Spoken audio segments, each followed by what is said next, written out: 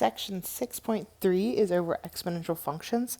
I'm going to do a couple little videos on this section just to kind of break it up so it's not one giant video. The first video should be pretty quick. I want us to go over the laws of exponents, which should be a review from your Math 1 days. Alright, so with our law of exponents, first let's define some things. We've got S, T, A, and B. So those are all going to be real numbers. A is going to be bigger than 0, B is going to be bigger than 0. Then we have kind of these following properties, which should look familiar.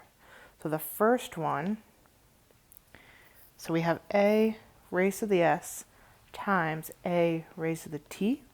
So this just means we can simplify this to A to the S plus T.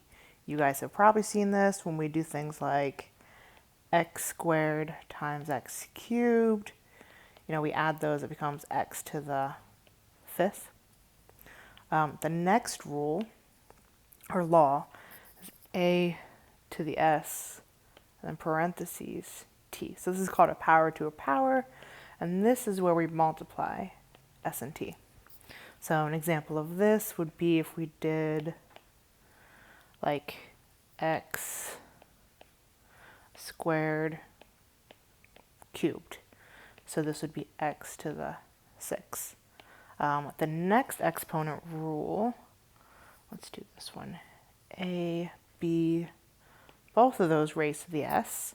So this is going to be, so a to the s times b to the s. So this would be where if we had x and y, so x times y squared would be the same thing as x squared times y squared. Our next one, if we have 1 raised to any power, that's just 1. So if we did 1 raised to the 10th, it's forever and always going to be just 1. Let's see, 2 more. Let's do this one. A to the 0. So anything raised to the 0 power is always 1.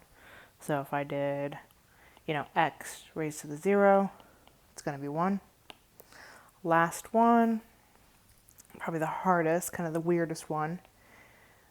So we have a raised to a negative exponent. We don't like negative exponents, so we make these, we put it as 1 over a raised to the exponent, but notice how the exponent's now positive.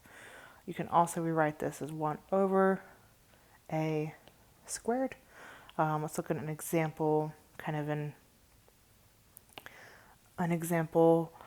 Let's see, if we had x, the negative 2, we could write this as 1 over x squared, which is the same thing as 1 over x quantity squared.